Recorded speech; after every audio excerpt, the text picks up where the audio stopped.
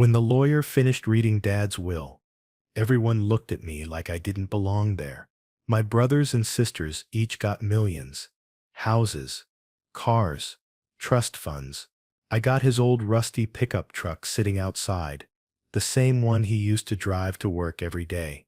Its paint was peeling, the seat was torn, and the key barely turned in the ignition.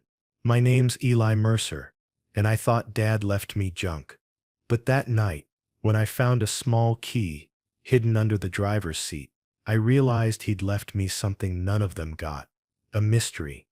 After the will reading, everyone crowded around the lawyer, laughing and shaking hands. I stayed behind, pretending to check my phone. They were already planning new homes, vacations, and business deals. The lawyer avoided my eyes, sliding a single envelope toward me. Inside was the truck title, signed neatly by Dad. That was it. I walked out into the parking lot, the late afternoon sun hitting the rusted metal. The truck looked older than I remembered. I stood there for a long minute, wondering if this was Dad's way of punishing me or trusting me.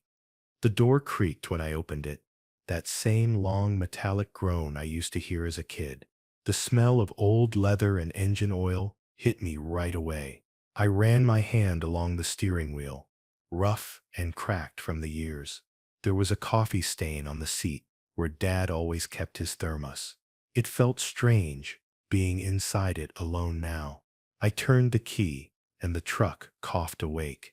The sound was weak but steady, like an old voice refusing to fade away completely. I decided to drive it home. The drive back was quiet, except for the rattling of loose metal and the hum of the tires. Houses and fields passed by, all looking smaller than I remembered. My thoughts kept jumping between pride and bitterness. My siblings always said I'd be the one who never figured life out. Maybe Dad believed that too. But a part of me thought there was a reason he gave me this. Something unfinished, something meant for me alone. I didn't know what yet, but the thought stayed with me all the way home. When I parked the truck in my garage, I turned the engine off and just sat there. The silence was heavy. I could still hear the echo of my siblings' laughter from earlier. My place was small, 2 rooms, and a single hanging bulb, but it was mine. I thought about how Dad never talked about money, just work. He used to say, if it runs, it's worth something. I figured that was all the message he meant to leave me. But when I reached to open the glove box, I found more than I expected. The glove box door jammed at first, but after a tug, it opened. Inside were some crumpled papers, an old receipt, and a small jar of honey sealed tight. The label said it was imported, from somewhere I'd never heard of. It felt out of place. Dad was never one for fancy things. I rolled the jar in my hand, noticing a faint crack across the lid. Something about it made me uneasy, like it didn't belong there for no reason. I set it aside and reached under the seat, where something metallic caught my hand. My fingers brushed against something small and cold under the seat. I pulled it out, a tiny brass key wrapped in a red thread. The thread was tied neatly, not like it had fallen there by accident. I held it up to the light, turning it over in my palm. There were faint scratches near the top, maybe numbers, maybe initials. I couldn't tell. I placed it on the dashboard, wondering what it could open. That's when I realized Dad never did anything halfway. If he left this for me, it had to mean something. I sat back, thinking about Dad's last few months. He'd grown quiet, almost secretive. We didn't talk much. I thought he was just tired, or didn't want to argue anymore. But now I wondered if he'd been trying to tell me something without words. Maybe the truck wasn't just an old vehicle after all. Maybe it was a trail. I looked at the key again and noticed how clean it was compared to everything else. It hadn't rusted. It almost looked new. That single detail started to bother me the more I stared at it. I took the key inside, placed it on the kitchen table, and made some coffee. My place was quiet, except for the sound of the fridge humming. I kept glancing at the key. My siblings were probably celebrating with champagne right now. Meanwhile, I was sitting in a dim kitchen, staring at a rusty key. Still, something in my chest felt alive again, like curiosity had replaced bitterness. Maybe Dad wanted to give me something money couldn't buy. I wasn't sure what that was yet, but I wanted to find out. Later that night, I went back to the truck with a flashlight. The seat creaked as I climbed in again. I checked every corner of the glove box, the door pockets, under the mats. That's when I found a folded piece of paper wedged near the brake pedal. It was an old bus ticket, faded but still readable. The date said 1999. The destination was a small town I didn't recognize. In the corner, written in Dad's handwriting, were the words, "For later." My heart started beating faster. It felt like a message across time. I took the bus ticket inside and compared it to the key. Maybe they were connected. I typed the town's name into my phone. 2 hours away. I'd never heard Dad mention it. I opened the jar of honey again, just staring at the golden color inside. It smelled fresh, like wildflowers. I couldn't shake the feeling that everything meant something, like puzzle pieces scattered across years. I barely slept that night, tossing and turning, the words "for later" echoing in my mind over and over. The next morning, I made up my mind. I filled the truck with gas, packed a small bag, and took the key and ticket with me. The weather looked gray, the kind of morning where time feels slow. The truck's engine sputtered at first, then caught with a deep cough. I told myself it could make the trip. The road out of town was long and straight. I rolled the window down halfway, the wind cutting through the smell of rain on hot asphalt. It felt like I was driving straight into Dad's past. Halfway through the drive, rain started to fall harder. The wipers squeaked against the windshield, struggling to keep up. Every mile felt heavier. I kept thinking about how Dad built everything with his hands. Maybe he wanted me to learn the same way. The jar of honey rolled slightly on the seat next to me. I glanced at it now and then, its color glowing even in the gray light. There was comfort in its presence, like something familiar watching over me as I drove deeper into nowhere. After 2 hours, I reached a small town with one gas station and a diner. The air smelled like wet soil. I parked the truck near a row of closed shops, the key in my pocket, feeling warm from how tightly I'd been holding it. I asked a man outside the diner if he'd ever heard of a storage company listed on the ticket. He nodded, pointing down a narrow road that disappeared behind some trees. My pulse picked up again. Maybe this was it, the thing Dad wanted me to find. The storage lot looked old, the kind with tall metal doors and broken lights. A sign out front read, "Established 1989. My heart thudded as I pulled in. Rain dripping from the roof of each unit. The air was thick and quiet. I walked along the row, matching numbers from the ticket to the locks. Finally, I found it, Unit 47. My hands shook as I slid the key into the padlock. For a second, I thought it wouldn't turn. Then, with a soft click, it opened. I took a deep breath and stepped inside. Dust filled the air, swirling in the faint light from the open door. A tarp covered something big near the back wall. The floor creaked under my boots. I walked closer, heart pounding. Pulling the tarp aside, I found a metal chest, its corners dented and edges stained with rust. I tried the same key again, but it didn't fit this time. I sat on the cold concrete floor, staring at it, feeling that same mix of anger and curiosity return. Whatever Dad left here, it wasn't just about money, it was something deeper. I sat there in the storage unit, staring at the locked chest. The sound of rain tapping on the metal roof felt like a clock ticking, waiting for me to move. My dad had always been a man of few words, but when he did speak, he meant it.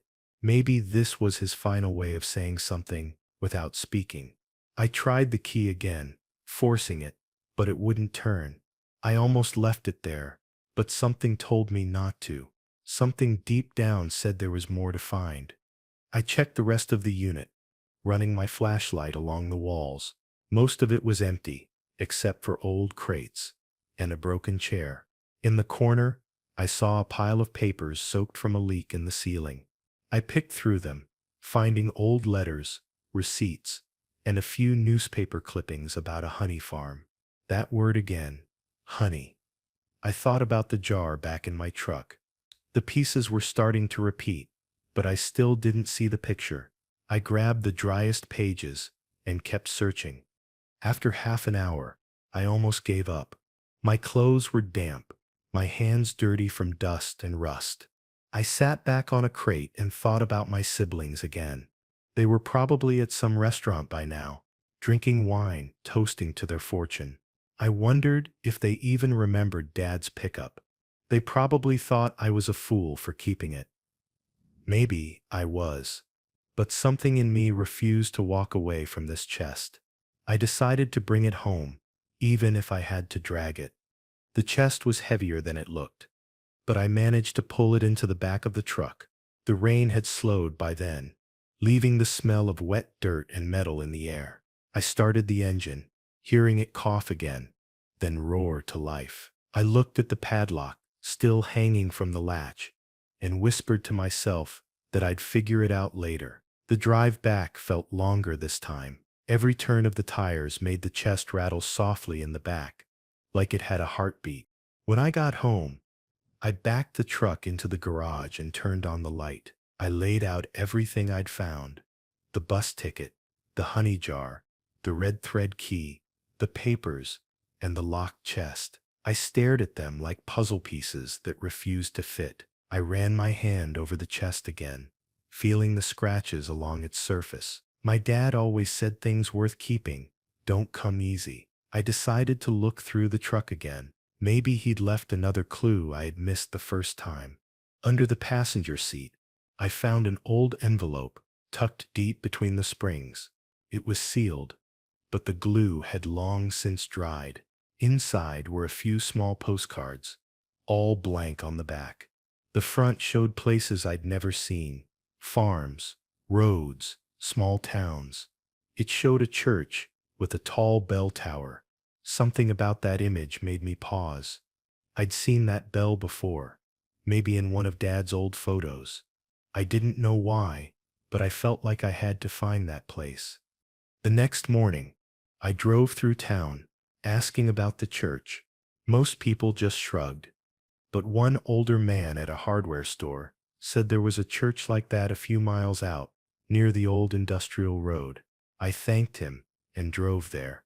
The bell tower stood high over the trees, dark against the cloudy sky.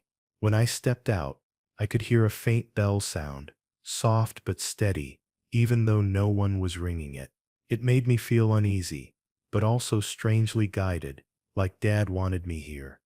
Inside the church, dust floated through beams of light. Wooden benches creaked under my weight. Near the altar, I noticed a small office door cracked open. I called out, and an old caretaker appeared, surprised to see me. I explained who I was and mentioned my father's name. His face changed. He said my dad used to come here years ago, always sitting near the back alone. Before I could ask more, he went to a drawer and pulled out a small envelope with my name written on it. My hands trembled as I took it.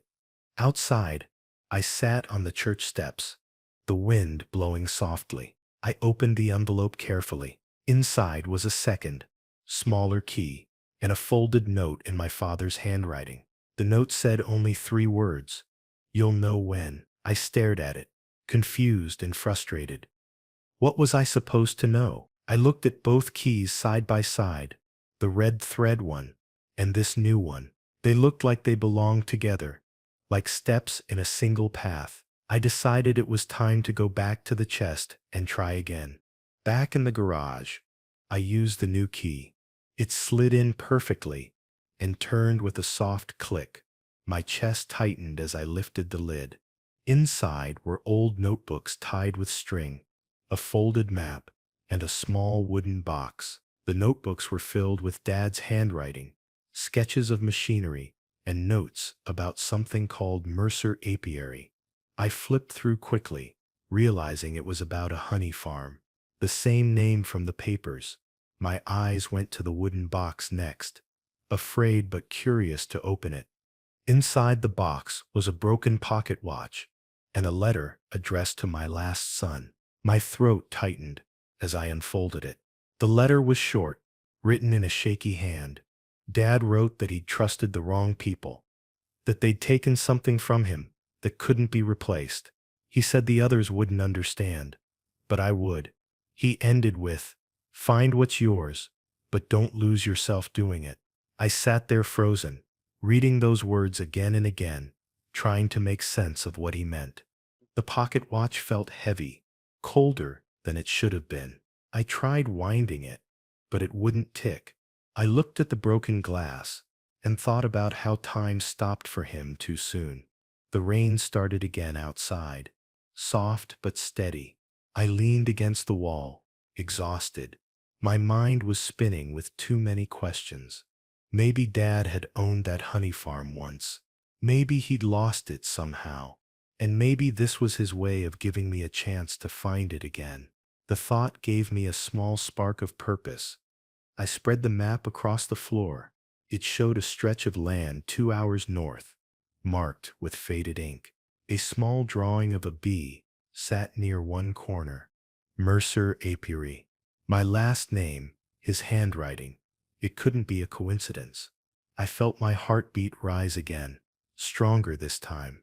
Maybe that was what the key had been leading to all along. I packed the map, the jar of honey, and both keys into a bag. Tomorrow, I decided, I'd drive there. Maybe that's where the truth waited. Maybe that's where Dad's story really ended. The next morning, the sun finally came out, lighting up the truck's rust in a golden glow. It almost looked alive again. I checked the engine, filled the tank, and set out north. The roads were empty, lined with open fields. I drove past stretches of land that looked untouched for years. My thoughts ran circles around Dad's letter, and that one line, "Don't lose yourself." The more I thought about it, the less I knew what it meant. But I couldn't stop now. I had to see what was waiting at the end. After an hour, I passed an old wooden sign barely standing by the roadside. The paint had faded, but I could still read, "Mercer Apiary." My stomach dropped. I pulled over, staring through the tall grass toward the distant barn and sheds. Everything looked abandoned. The wind carried the faint smell of flowers, and something else, something sweet, like honey. I walked slowly toward the gate, the gravel crunching under my boots. I pushed it open and stepped through, feeling like I was walking into a ghost of my father's life. Before I go on, if you're still listening, take a moment to like this video and tell me where you're watching from. It helps a lot and keeps stories like this going. The property was silent, except for the buzz of a few bees that had made their home in the cracks of the barn. The place looked like it hadn't been touched in decades. I walked through the main door, my flashlight cutting through dust and cobwebs. Old wooden frames leaned against the walls. In one corner, I saw faded jars and rusted tools. I found a small ledger on a table covered in grime. The cover read "Sales and Deliveries." Inside were Dad's careful notes, pages filled with numbers and dates from long ago.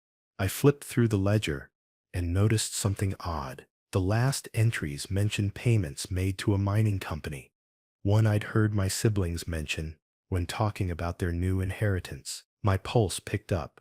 Could that be a link? I turned another page and found his handwriting. "Patent pending. Trust in honesty."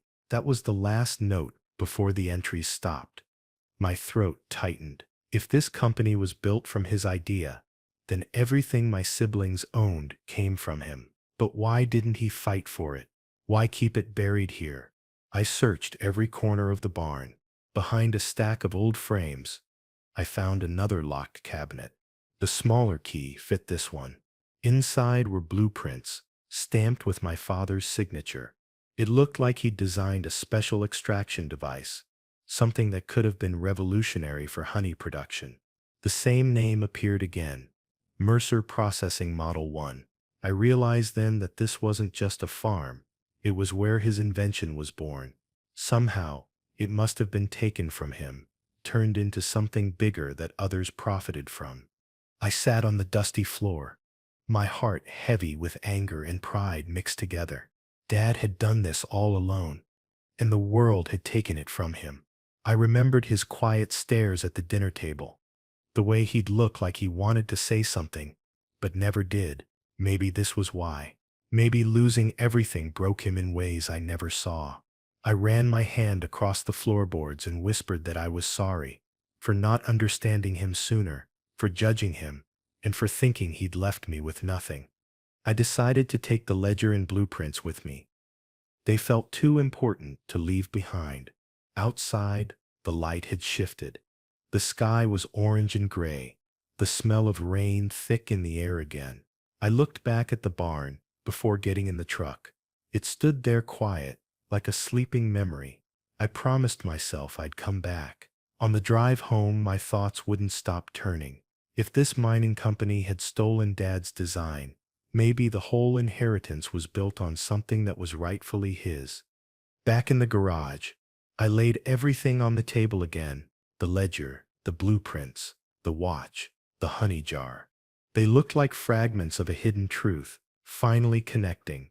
I opened the ledger again, tracing Dad's handwriting with my finger. Every entry, every number, told a story. The anger I'd felt earlier began to fade into something else, understanding, maybe even forgiveness. Dad wasn't leaving me a puzzle for revenge. He was leaving me a lesson. The words from his letter echoed again. Find what's yours, but don't lose yourself doing it. That night, I couldn't sleep. The rain came harder, pattering against the window. I sat by the table, turning the pocket watch over in my hands. It still wouldn't tick. But I noticed something new. A faint engraving on the back. It said, "Keep time with truth." Simple words, but somehow they hit me harder than anything. I thought about how Dad must have lived by that line, even when no one else did. Maybe that's why he didn't fight for his money. Maybe truth meant more to him than any fortune. In the morning, I called the lawyer. I asked if Dad ever mentioned the honey farm or the mining company. There was a pause before he answered. He said there was no record of it in the estate documents. I thanked him and hung up. That told me everything. Dad had kept it hidden on purpose. Maybe he didn't want it touched by the same greed that ruined everything else. I walked outside, looking at the truck in the sunlight. The red thread key still hung from the ignition. Somehow, I felt proud of it now. I started the engine and listened to its rough hum. It felt alive, like a living connection to him. I thought about what I should do next. Part of me wanted to take everything I found to a lawyer and expose the truth, but another part whispered to leave it alone. Maybe this was my inheritance, a choice between revenge and peace. I drove to the edge of town and parked by the lake. The air was cool, the sky reflecting on the water.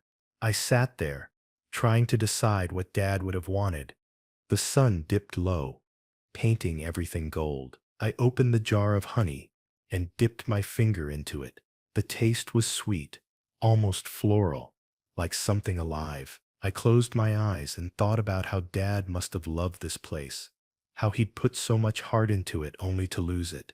But maybe he didn't lose everything. Maybe leaving me this path was his way of giving me back what mattered most, a reason to keep going. As I sat there watching the sunset, I finally began to understand what "you'll know when" really meant.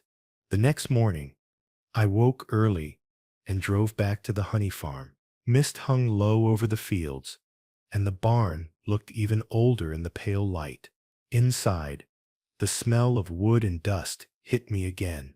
I started searching more carefully this time, checking under tables, inside boxes, behind loose boards. Near one corner, I found another small crate filled with sealed jars. Each had the same label, Mercer Apiary, but these jars were cracked and leaking slightly, sticky with old honey. I wondered if Dad had left them as markers for something deeper. While cleaning the corner near those jars, I noticed a floorboard that felt loose under my boot. I crouched down and pried it open with a screwdriver. Beneath it was a small tin box wrapped in wax paper. My pulse quickened. I opened it carefully and found folded papers, mostly receipts and handwritten notes. But one stood out, a signed document from the same mining company mentioned in Dad's ledger. The letterhead was dated 28 years ago. It thanked him for consultation services and promised future partnership. My chest tightened. They'd used his work, then erased him. I sat on the barn floor, stunned. It wasn't just stolen work, it was betrayal. My siblings' entire fortune came from this company, and they probably didn't even know it. Or maybe they did. I thought about calling them right then, but my hand froze on the phone. What could I even say? Hey, turns out all your millions came from Dad's stolen ideas? No, that wasn't the way. I folded the papers back and slipped them into my bag. If Dad didn't fight them in life, maybe he wanted me to decide how far to go. The sun began to rise higher, pushing light through the dusty windows. I stood, brushing my hands on my jeans. The air felt heavier now, like the farm was holding its breath. I looked around and tried to imagine Dad here, working, building, sketching designs by lantern light. Maybe he dreamed of passing it on one day. Maybe he'd imagined me standing here, figuring it out piece by piece. For the first time, I didn't feel angry at him anymore. I just wished I'd known him better while he was still around. I spent hours studying every note and signature. Dad's name appeared again and again next to the same cosigner. Someone named R. Halverson. That name struck me. I'd heard it before during the will reading. He was the CEO of the mining company that had merged into my siblings' new fortune. My father's partner, the one who'd probably taken everything. I slammed the notebook shut and stood up, my chest tight with frustration. All this time, that man had sat at the top of a fortune built on my father's silence. It didn't feel fair. I drove home fast, barely noticing the passing scenery. My thoughts were a mess of anger and confusion. Back in the garage, I spread the papers across the hood of the truck, reading each line again. The dates matched up perfectly. My dad had created the technology the company later patented. That was the missing piece. My jaw clenched. It would be easy to expose them now, to take back what was ours. But then I remembered Dad's note. Find what's yours, but don't lose yourself doing it. I leaned back, unsure if I was ready for that choice. That night, sleep didn't come easy. The sound of distant thunder rolled through the air. I sat by the window, watching flashes of lightning. I thought about how Dad must have felt when his trust was broken, when everything he'd worked for was taken away. Maybe that's why he'd gone quiet in those final years. I understood that silence now. It wasn't weakness. It was control, choosing not to destroy others, even when you could. That thought stayed with me as rain began to pour, heavy and relentless, washing the streets clean outside. The next morning, I felt different, calmer but clearer. I made breakfast, something simple, then went out to the garage. The air smelled of damp metal and oil. I sat in the truck and turned the key, listening to the engine cough before finding its rhythm. That sound always brought comfort. I decided to go for a drive, to clear my head. The roads outside town curved through green fields and open sky. I let the wind through the window, letting it carry away some of the weight sitting on my shoulders. As I drove, I realized something important. All this searching, all these clues, they weren't about getting rich. They were about understanding who my father really was. He'd chosen patience and integrity over revenge. And now, maybe it was my turn to decide which road to take. I pulled over at a small rest stop and looked at the papers again. They could change everything if I used them, but using them might also drag me into the same greed that ruined the rest of my family. I wasn't sure which part scared me more. The sky turned gray again, sat quietly in the truck, the windshield speckled with rain. For a few minutes I just listened to the tapping of droplets, to the hum of the engine, to my own breathing. Everything felt still, almost peaceful. I thought about Dad's pickup, how it had carried him through years of work, disappointment, and perseverance. Now it was carrying me through something similar. I realized this was my quiet inheritance, not money, not land, but endurance. The strength to keep going, even when the world turned its back. It was enough. Back at home, I began organizing everything into folders. I wanted to be ready in case I ever needed to prove anything. The red thread key sat beside the documents, its color slightly faded now. I remembered how strange it felt when I first found it. Now it felt like a symbol of trust, a connection between me and Dad. I tied the thread around my wrist for safekeeping. Looking at it reminded me to stay grounded, to keep my decisions honest. I didn't know what was coming next, but I wanted to handle it right. Later that day, I drove to the local library and searched for records on the mining company. The woman at the desk helped me look through old microfilms and scanned articles. I found one from the late 90s, announcing a major patent win credited to R. Halverson and his team. No mention of my father anywhere. My chest tightened as I read the article twice. That was it. The moment he'd been erased. I printed a copy and folded it neatly into my bag. Proof of betrayal, but also of how long Dad had stayed silent.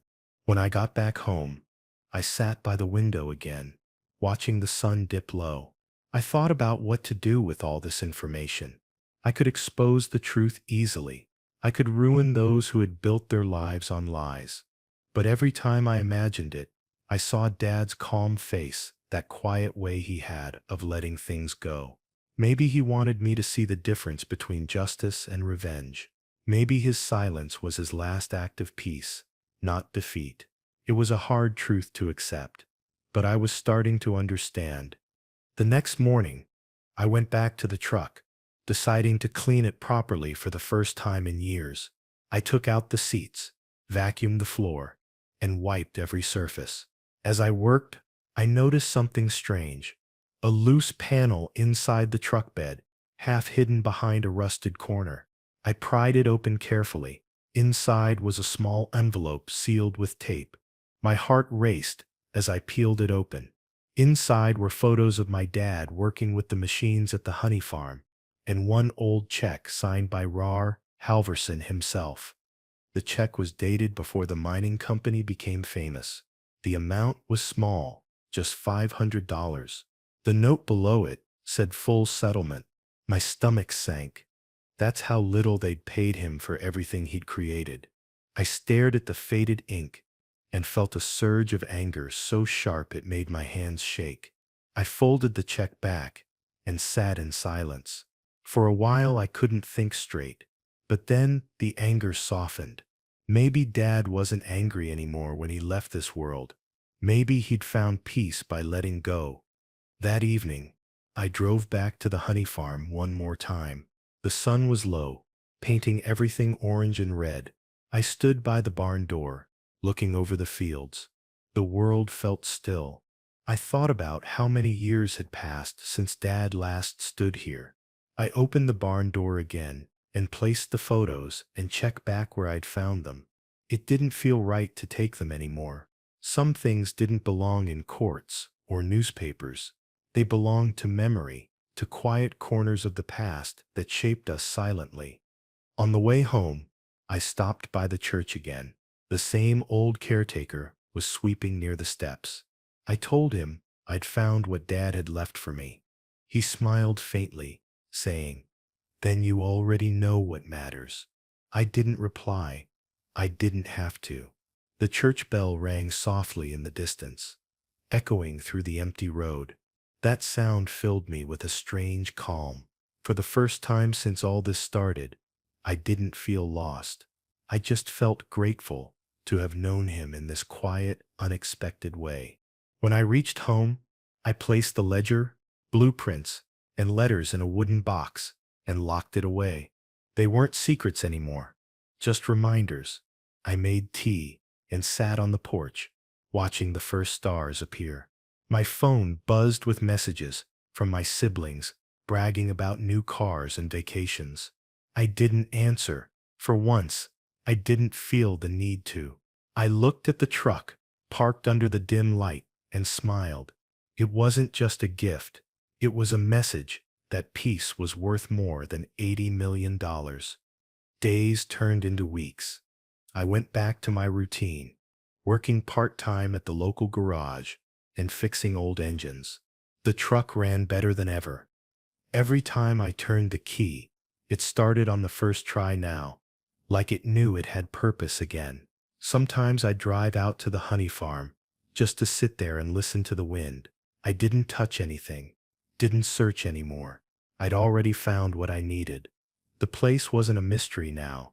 It was a memory I wanted to keep alive quietly. One evening, while cleaning tools in the garage, I saw the red thread still tied around my wrist. It had faded to a pale pink, but it hadn't broken. That made me smile. It reminded me that some bonds stay strong, even when everything else fades. I thought about how Dad probably tied that thread himself before wrapping it around the key.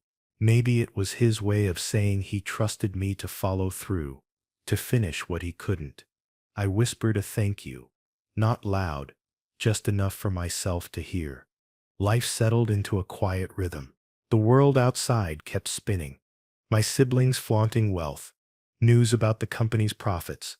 All of it seemed distant now. I started selling small jars of honey I found stored safely at the farm, giving them away to neighbors and kids around town. Everyone said it tasted special. Maybe it was because it came from something pure, untouched by greed. Every time I handed one out, I felt a little lighter, like I was finally giving back something my father couldn't while he was alive. Sometimes at night, I'd take long drives through the same roads Dad used to travel. The air felt different when I imagined him beside me, his hand tapping the dashboard like he always did. The truck's headlights stretched across the empty fields, cutting through fog and memory. Those drives became my quiet ritual, a way of talking to him without words. I didn't need answers anymore, just the feeling of being part of something he built, something honest and real, was enough to keep me going. One morning, I found an old toolbox in the garage that wasn't mine. Inside were tools, some worn smooth with age. On the lid, someone had scratched, "Keep fixing." It had to be Dad's. I laughed softly, shaking my head. That was his message all along. Not about honey, not about lost fortunes, about fixing what's broken, both in machines and in people. I cleaned the tools, oiled them, and set them on the shelf. Somehow, they felt more valuable than any inheritance I could have gotten. They were purpose in its simplest form. Weeks later, I got a letter in the mail from the lawyer. It said the mining company was being audited for old patent disputes. They wanted to know if I had any information. I folded the letter and put it away without replying. Some truths didn't need to be handed over. They just needed to be known by the right person. I decided to let it all rest. Justice wasn't always about exposure. Sometimes it was about peace. I looked out the window and watched bees hovering around a patch of flowers in my yard. That night, I couldn't sleep. I went outside and sat in the truck, engine off, listening to the crickets. The moonlight glowed against the windshield, faint but steady. I thought about everything: the will, the key, the honey, the farm, the red thread. It all led me here, to this quiet moment of acceptance. I realized the mystery wasn't about unlocking wealth. It was about unlocking understanding. Dad didn't owe me millions. He owed me clarity, and he gave it to me in his own way. I rested my head back and finally felt free. The next morning, I woke to the sound of rain again. It had become a familiar rhythm, like background music to everything Dad left behind. I brewed coffee and sat near the window, staring at the drizzle hitting the driveway. The red thread around my wrist was starting to fray, but I didn't take it off. It reminded me of all the patience this journey had taught me. Somewhere in that quiet morning, I made up my mind to visit the honey farm one last time, to close the circle and say goodbye properly. The drive there felt different now. The roads were familiar, but the air carried a strange calm, almost like the world knew this was the end of the road for something important. The clouds had broken just enough for sunlight to peek through. When I reached the farm, I parked by the barn and stepped out, letting the smell of wet grass and honey drift through the air. I didn't bring papers or plans this time, just myself. It wasn't about uncovering secrets anymore. It was about laying the past to rest. Inside the barn, everything looked the same, but it didn't feel the same. The silence no longer felt heavy. It felt peaceful. I walked slowly, running my hand along the old wooden beams. My father's presence was everywhere, not haunting, but steady, like a memory that finally made sense. I found the corner where I'd discovered the tin box and knelt there again. I whispered a quiet thank you. I didn't need the world to know what he'd done. I knew, and somehow that felt more powerful than any headline or lawsuit ever could. Before leaving, I noticed something I'd never seen before.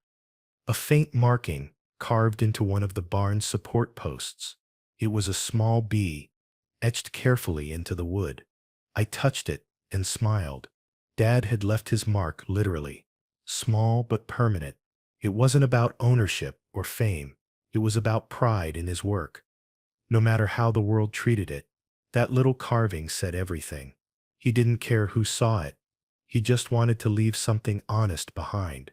I took a picture of it before walking out into the open air. Outside, the wind carried the faint sound of the church bell again, distant but steady. I looked toward the hills, though the church wasn't visible from here. Maybe the sound was real, or maybe it was just in my head. Either way, it gave me comfort. It felt like a sign that Dad was still somewhere nearby, watching. I closed the gate behind me and turned toward the truck. The sky had cleared completely now, the first full sunlight in days. It made the old paint on the pickup glow a little brighter. Driving back, I noticed how empty the road was, just miles of quiet landscape stretching endlessly. It gave me time to think. I realized how much this whole journey had changed me. When I first got that truck, I felt cheated and forgotten. Now, I felt like the luckiest one of them all. My siblings got money, but I got something better. A connection. Money fades fast. Understanding lasts forever. It made me wonder how many people spend their lives chasing what doesn't matter, missing what's right in front of them. Back in town, I stopped at the diner I used to visit with Dad when I was little. The same waitress was still there, older now, but smiling when she saw me. I sat in the same booth he always picked, ordered coffee, and looked out the window. The truck was parked across the street, sunlight reflecting off its windshield. For the first time in years, I didn't feel alone sitting there. I could almost imagine him across from me, tapping his spoon on the cup like he always did before saying something important.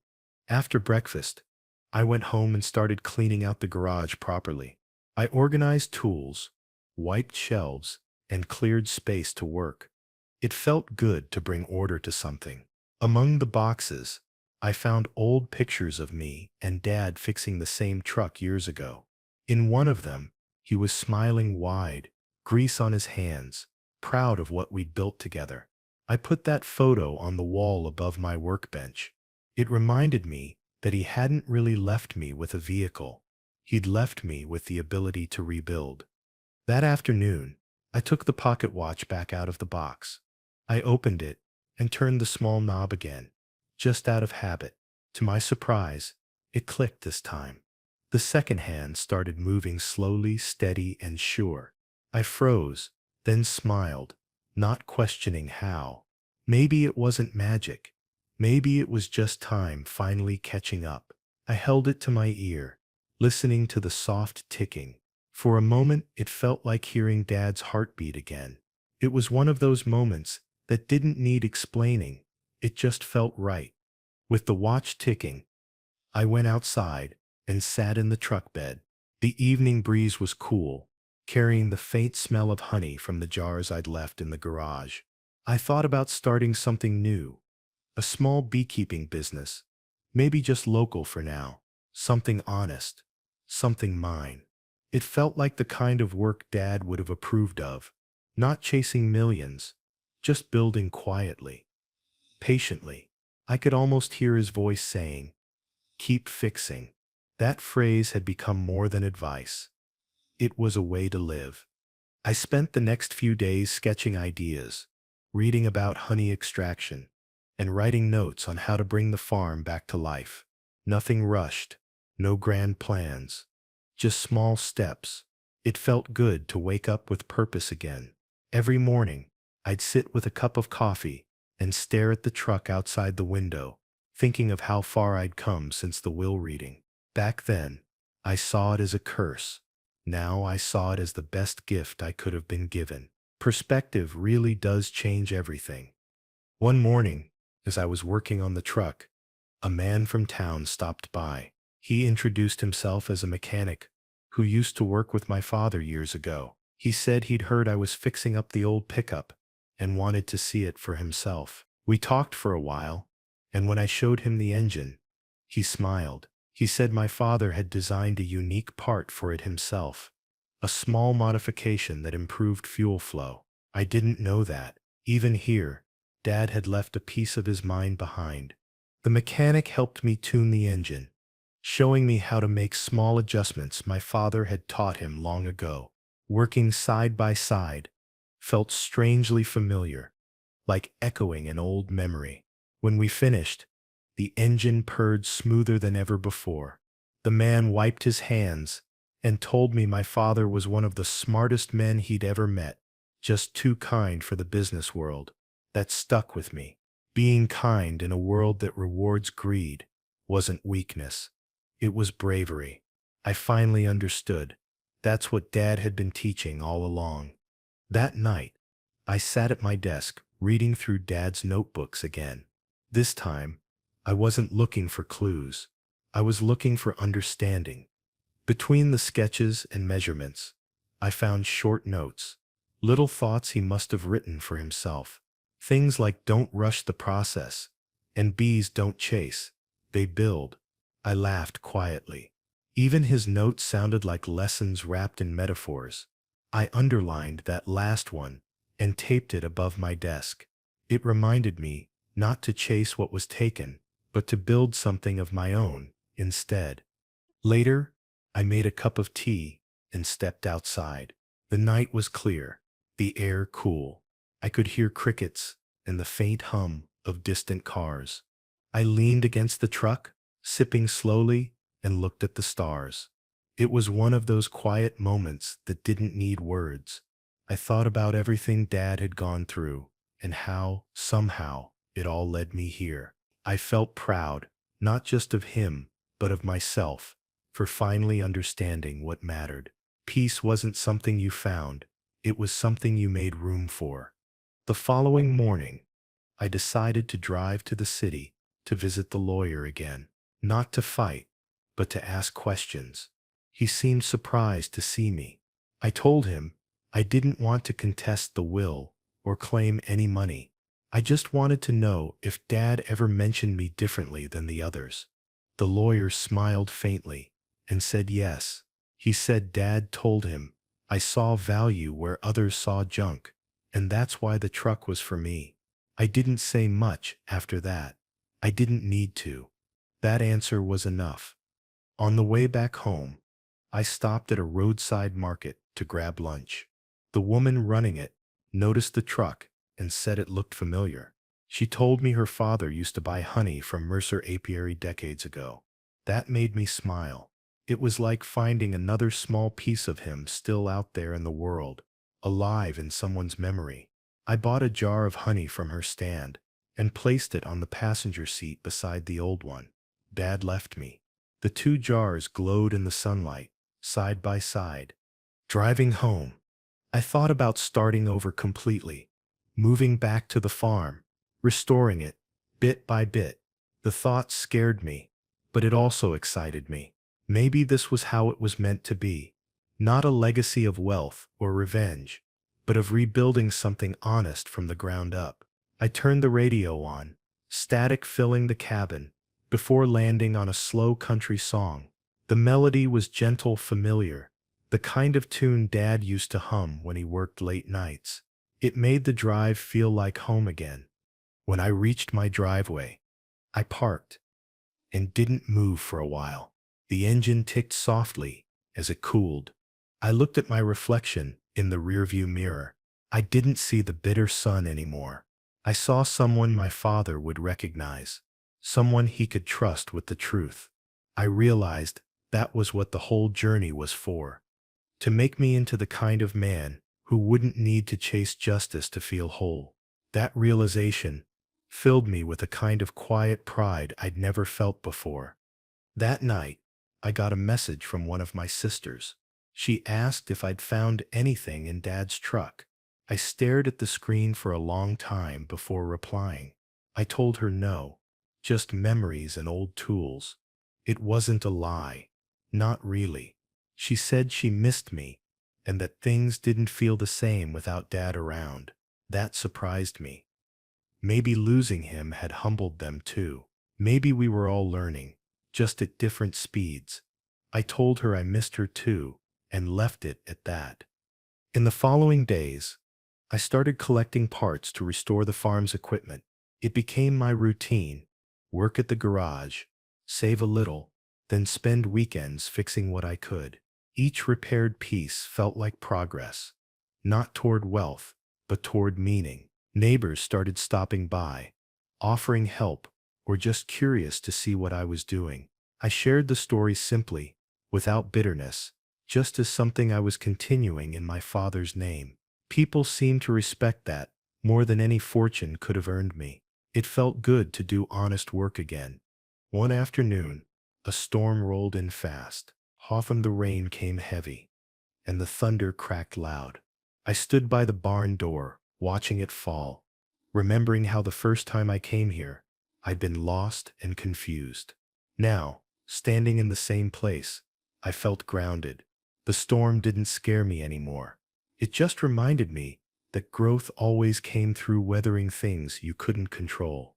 As the rain eased, I smiled, feeling a quiet kind of strength that I didn't have before all this began. It was Dad's strength living in me. The next day, I started labeling jars with the name Mercer Honey. It felt right to bring the name back. The labels were simple, hand-drawn, nothing fancy, just honest. I planned to sell them locally, maybe at the farmer's market. The first jar I filled, I kept for myself, sealing it tight and setting it beside the old one Dad left me. 2 generations, side by side. I realized then that legacy wasn't about inheritance.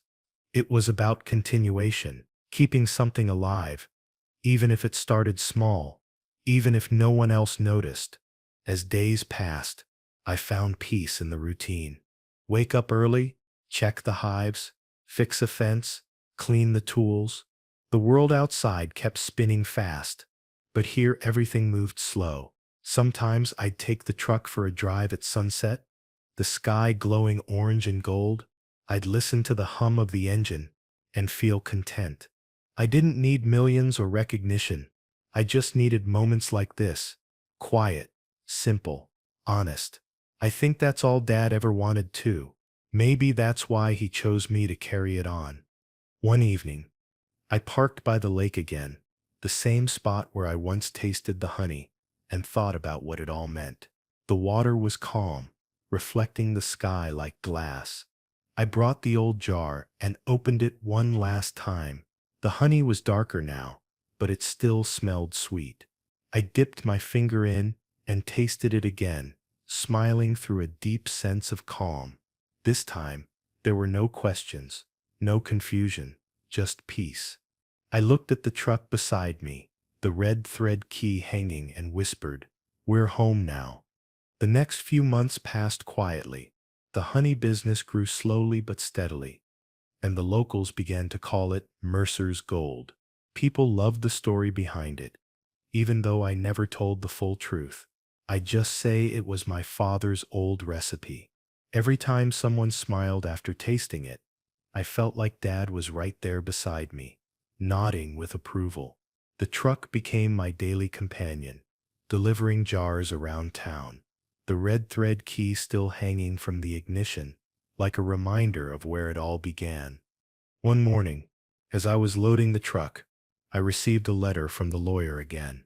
This time, it wasn't about the company or the estate. It was personal. Inside was a short note written by my sister. She said the mining company's board had changed leadership and that our family's name had come up again. She wanted to meet, to talk about Dad.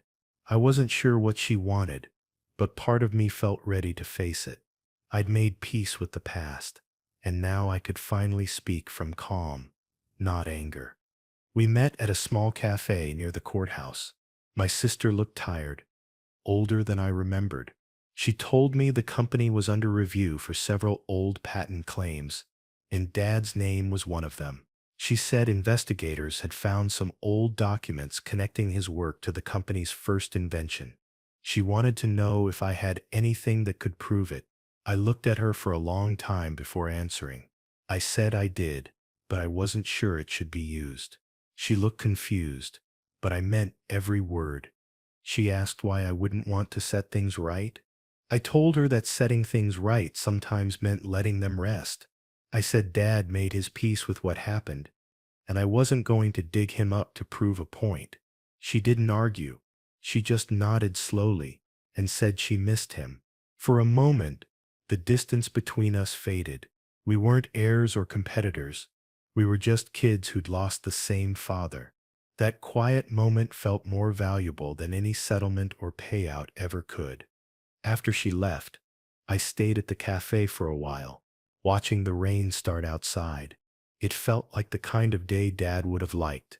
Simple, quiet, full of meaning if you looked close enough. I thought about how far I'd come from that first day sitting in the lawyer's office, bitter and lost. Now I understood that Dad didn't give me the truck because he had nothing else left. He gave it because it was everything that mattered. It was a road, a memory, and a lesson, all in one. Driving home, I realized I didn't feel resentment anymore. My siblings had their millions, but I had something that couldn't be stolen, a sense of purpose. The road shimmered with puddles, reflecting the fading daylight. I thought about how Dad must have driven the same route countless times, maybe thinking about us, maybe wondering if we'd ever understand him. I wished I could tell him that I finally did. The truck hummed softly, steady, and strong, as if it understood too. Sometimes silence said everything words never could. When I got home, I parked in the driveway and sat for a while, listening to the ticking of the pocket watch in my hand. It had become a comfort, a heartbeat. When everything else felt still, I opened the door and stepped out into the cool air. The sky was dark, the kind of night that made every sound clear. Somewhere far away, I heard that familiar bell again. I smiled, realizing it had followed me through this whole journey. Maybe it wasn't just a sound, it was a reminder of what time really meant. The next day, I visited the church again, bringing a small jar of honey as an offering. The caretaker was there, sweeping near the altar. I placed the jar on a windowsill and told him it was from the last Mercer harvest. He smiled and said my father used to do the same thing years ago. That made me pause. Maybe Dad had left honey here too, like small traces of kindness in unexpected places. I left quietly, letting the echo of the bell fade behind me as I stepped into the sunlight. Weeks later, I received a message from the lawyer again. The investigators had concluded their review. They confirmed that Dad's early designs were indeed the foundation of the company's success. The report cleared his name, but stated no financial compensation could be pursued after all these years. My siblings were upset, but I wasn't. Clearing his name was enough. I didn't care about the money. I framed the final page of the report and hung it in the garage above my workbench. It wasn't victory, it was closure. That was worth far more. With that weight lifted, life became lighter. The honey business grew naturally, with no rush or ambition beyond honesty. Local stores began carrying it, labeling it as Mercer's Honest Harvest. I liked that name. It fit. Every jar I sold reminded me that the world still respected things made with care. Some customers asked about my story, and I'd just smile and say, it started with an old truck and a man who believed in doing things right. That was all they needed to know. It kept the truth pure and simple. One afternoon, I got a visit from the same mechanic who'd helped me tune the truck. He brought an old photo he'd found of Dad standing beside the first honey extractor he built. I stared at it for a long time, feeling a rush of warmth and sadness. Dad looked proud, not because of money or fame, but because of creation. I thanked the man for bringing it and hung the picture next to the pocket watch on the wall. Together, they felt like pieces of him watching over everything I'd built. As time went on, I noticed the truck didn't rattle as much anymore. It almost felt smoother, quieter. Maybe it was my imagination, or maybe all the care I'd given it had finally paid off. I started using it to visit nearby towns, selling honey at markets, and meeting new people. Everyone loved the story of the old pickup that carried a legacy. I never told them how deep that truth really went. Some things are better kept between family, and this story belonged to me and Dad alone. One day, while driving back from a market, I stopped at a viewpoint overlooking the valley. The air was crisp, and the hills stretched endlessly ahead. I thought about how this same valley might have inspired Dad once, maybe when he was younger, full of dreams. It made me realize how much of him lived on through me, not just in blood, but in spirit. He'd passed down more than lessons. He'd passed down a way of seeing the world, one that valued patience, integrity, and simple beauty over everything else. That evening, my brother called unexpectedly. His voice sounded softer than usual. He said he'd read the audit report and wanted to apologize for the things he'd said after the will reading. I didn't know what to say at first. It had been months since we last talked. Finally, I just told him it was all right, that Dad's lesson wasn't about blame. He went quiet, then said he'd like to visit the farm sometime. I said he was welcome any time. Maybe it was time for the Mercers to start rebuilding more than a farm. The next weekend, my brother showed up with his family. They were curious about everything. The hives, the honey, the restored truck. The kids loved it, climbing in the back, pretending to drive. Watching them laugh in the sunlight felt surreal. It was like watching something broken come back together. My brother stood beside me quietly, looking at the fields. He said Dad would have been proud. I nodded. I didn't need to say anything else. The moment said it all. Forgiveness doesn't need grand speeches. It just needs space to breathe. After they left, I sat by the barn for a long time. The evening light turned everything gold. The bees buzzed lazily, and the air smelled sweet. I thought about how far everything had come, from confusion and anger to this gentle peace. The sound of the church bell carried faintly in the distance again, blending with the hum of the bees. It felt like the world had found its rhythm again, one heartbeat at a time. I smiled and whispered a quiet thank you, not to anyone specific, but to the journey itself. One morning, I found the red thread had finally snapped in my sleep. I picked up the loose piece from the pillow and held it in my hand. Instead of sadness, I felt calm. It had done its job. It carried me through the search, through the pain, through the lesson. I placed the thread inside the pocket watch, closing it gently. Now it could rest too. Not every connection needs to last forever to mean something. Some just need to stay long enough to lead you where you're meant to be. That day, I polished the truck, cleaned the seats, and replaced the last bits of worn leather. It looked almost new again, though I made sure not to change too much. The little dents and scratches were part of its story, part of Dad's touch. When I stepped back to look at it, I realized it wasn't just a vehicle anymore. It was a symbol of everything I'd learned: hard work, patience, and quiet strength. Those were the real treasures my father left behind, and I carried them now with every mile I drove. The farm became a peaceful rhythm.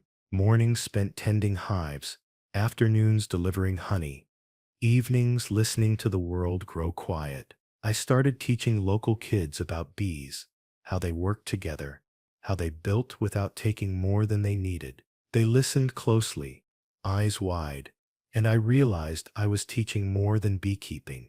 I was teaching life lessons the same way Dad had taught me, through action, not words. Watching those kids smile gave me a sense of fulfillment that no amount of wealth could ever replace. It was pure purpose.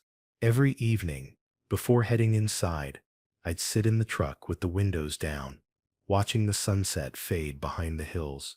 The air always carried that faint sweetness of honey and rain. Sometimes I'd imagine Dad in the passenger seat, arms crossed, smiling faintly, like he used to when something turned out right. I didn't talk out loud, but I felt him there. The silence between us wasn't empty anymore. It was full of understanding. I think that's what peace really is, when silence finally feels like presence instead of absence. Months passed, and the farm flourished.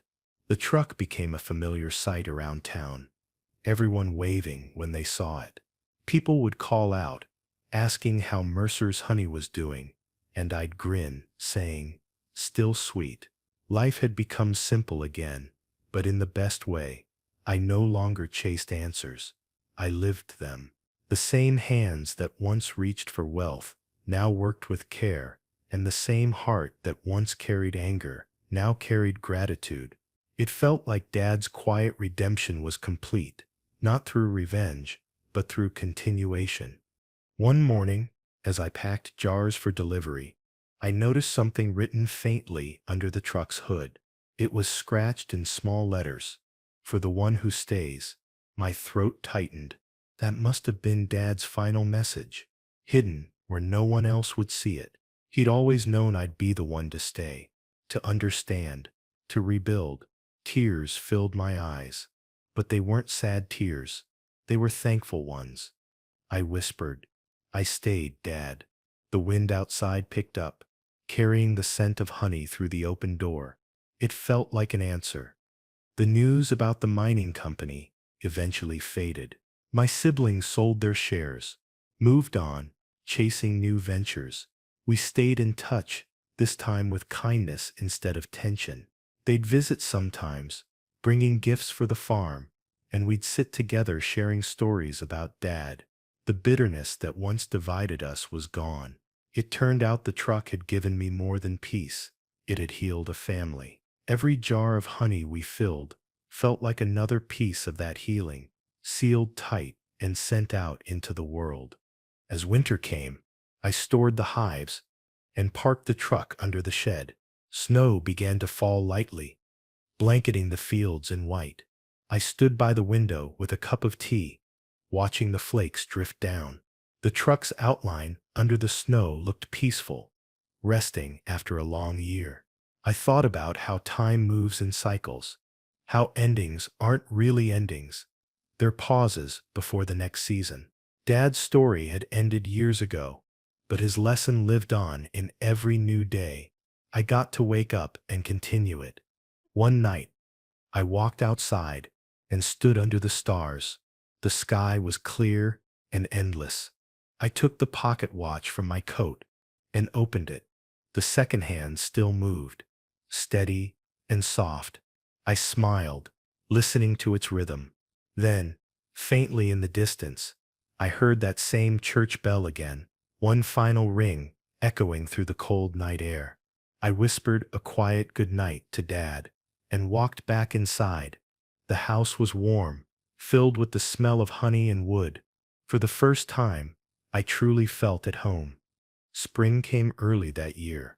The snow melted faster than usual, leaving the fields soaked but ready. I spent the mornings walking the property, checking the hives, fixing fences, and planning for new blooms. The truck ran smoother than ever, its engine humming like a living thing. Each sound it made felt familiar, comforting. I'd often catch myself smiling for no reason, realizing that peace doesn't arrive all at once.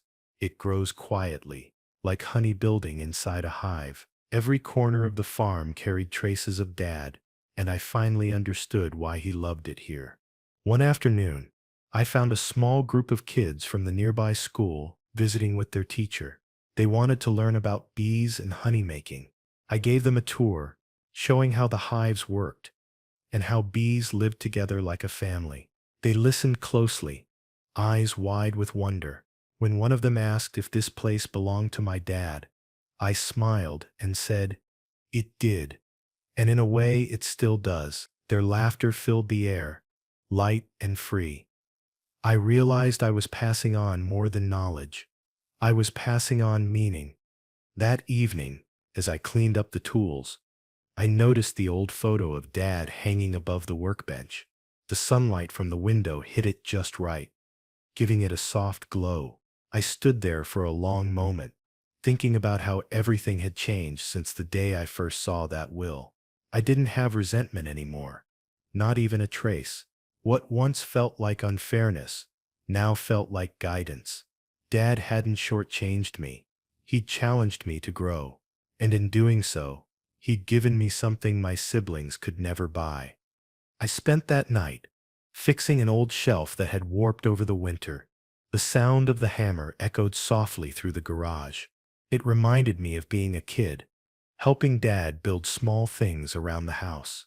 Back then, I never paid attention. I wanted speed, success, shortcuts, but Dad valued patience. One nail at a time, one careful choice after another.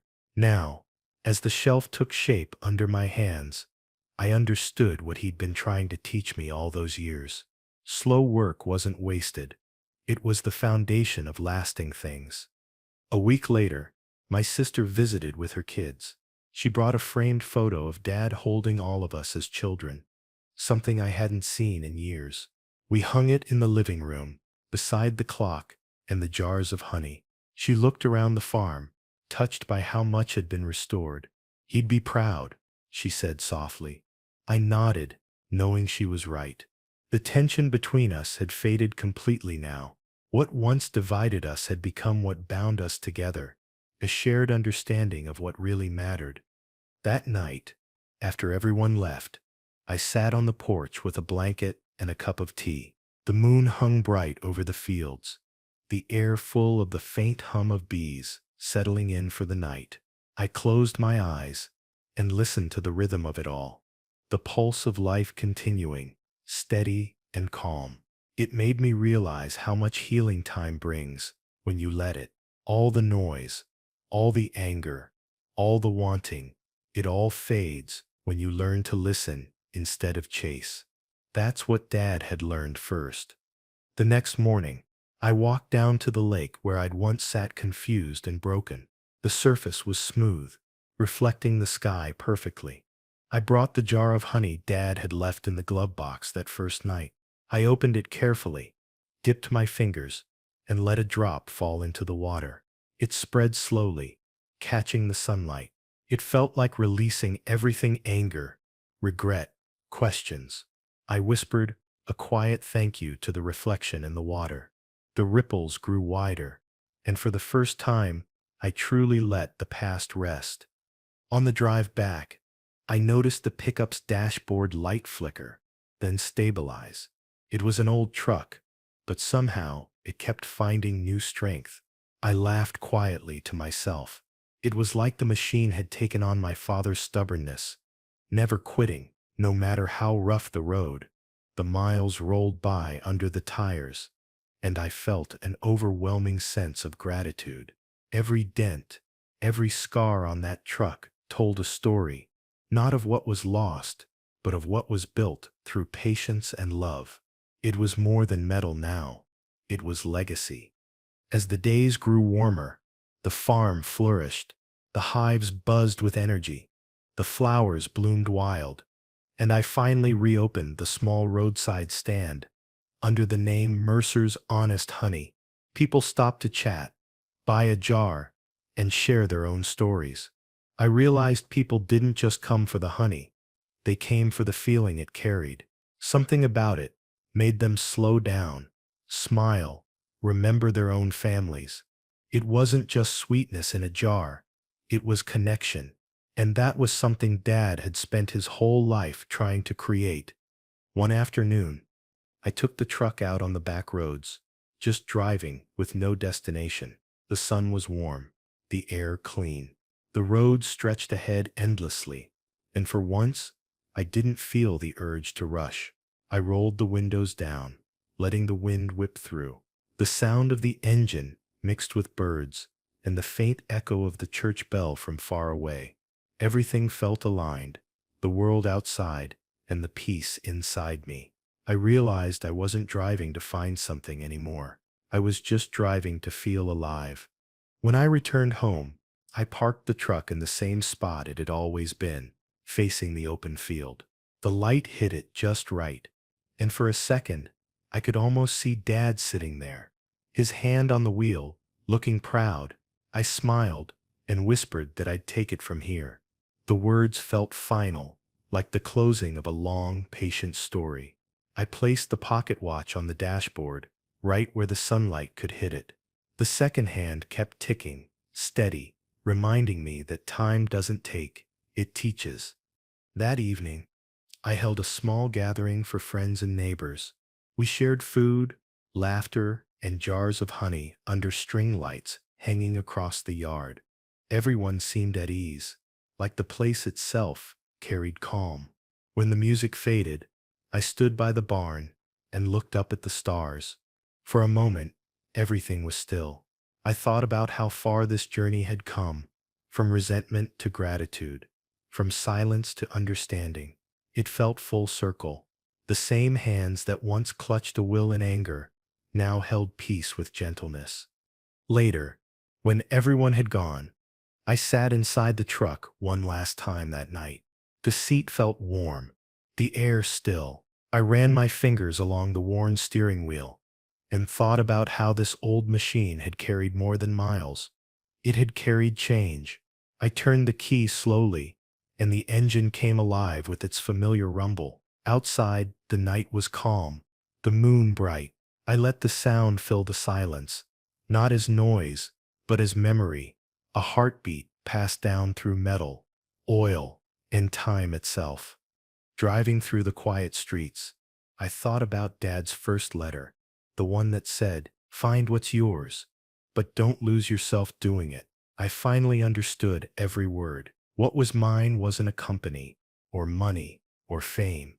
It was this peace, this purpose. I'd found it without losing myself. The headlights cut through the darkness ahead, guiding me home. Somewhere deep inside, I felt his approval, not through words, but through the calm that filled the cab. Sometimes, that's all a son really wants, to know he made his father proud.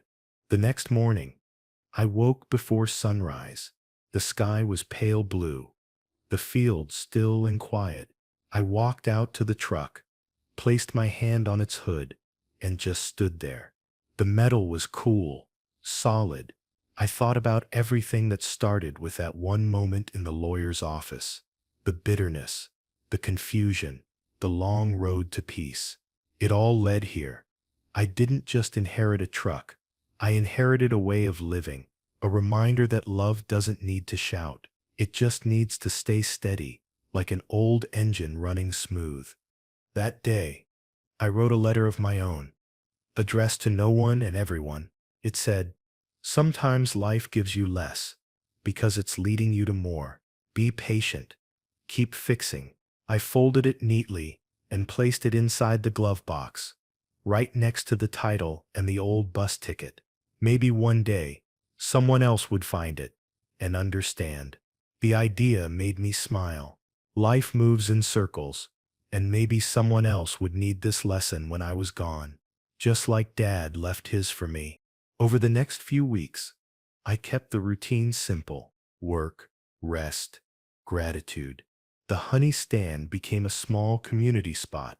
People brought their kids, stories, and laughter. Some even started helping with the hives. It wasn't big, but it was meaningful. Every day felt like proof that slow, honest work builds something stronger than luck. When I looked around, I realized I wasn't just rebuilding a farm. I was rebuilding faith, not the kind found in churches, but the quiet kind found in effort, patience, and doing right when no one's watching. One afternoon, while organizing supplies, I found an old wooden plaque wrapped in cloth at the back of the barn. It read, "For work done with love." The edges were worn, the letters faded, but I knew immediately it was Dad's. I hung it above the doorway, where the light could touch it every morning. It felt like a final blessing, something to remind me what this place stood for: not success, not survival, love in the work, and meaning in the making. That small plaque said more than any speech ever could. The seasons changed again, bringing color back to the fields. Bees filled the air, and life kept moving forward quietly. I started to write down everything that had happened, not as a book or story, but as memories for whoever came after me. I wrote about Dad, about the truck, about the lessons in patience and kindness. I didn't want them forgotten. Writing it out felt like sealing the journey with gratitude. Every sentence carried a piece of truth, that sometimes the smallest inheritance holds the biggest transformation. One evening, my brother and sister visited together for the first time. We ate dinner under the open sky, laughing about old times. They both admitted they'd envied how peaceful my life looked now. I told them peace didn't come free. It came with letting go. We sat quietly after that, listening to the bees and the wind. It was strange how silence, once uncomfortable, now felt like family. Maybe that was Dad's final gift, teaching us how to be together without needing anything from each other, except understanding. That realization made everything whole again. After they left, I walked into the garage one last time that night. The moonlight fell through the window, landing on the pocket watch sitting on the dashboard.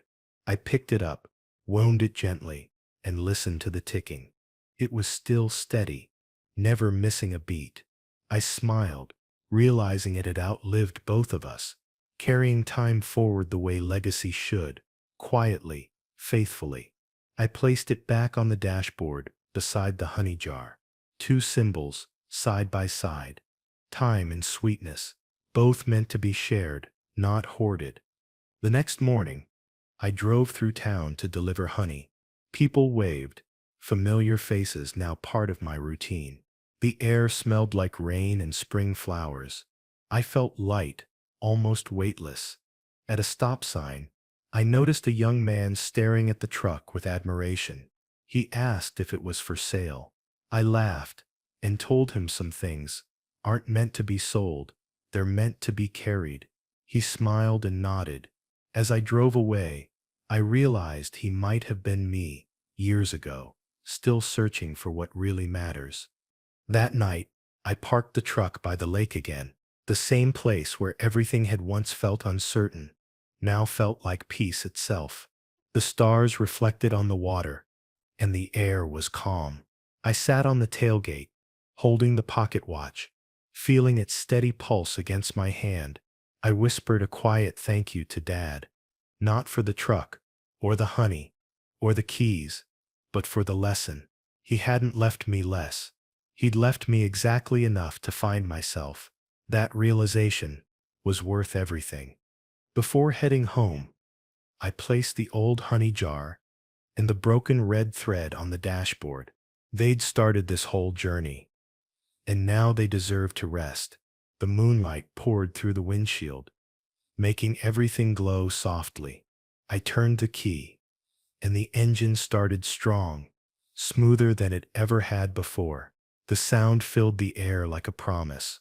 I drove slowly through the quiet roads, windows open, the night cool on my face. Every mile felt like a heartbeat of gratitude, a rhythm between father and son still alive in motion. The next morning, the bell from the church rang faintly in the distance as the sun rose over the fields. I stood by the truck, the light golden across the grass. The air smelled like honey and rain. I looked at everything around me, the farm, the hives, the road ahead, and felt an overwhelming peace. I touched the hood gently and whispered, "Thank you." The wind carried the words away, but I knew they'd reach where they needed to. The truck gleamed under the morning light, alive and still carrying his memory forward, one quiet mile at a time.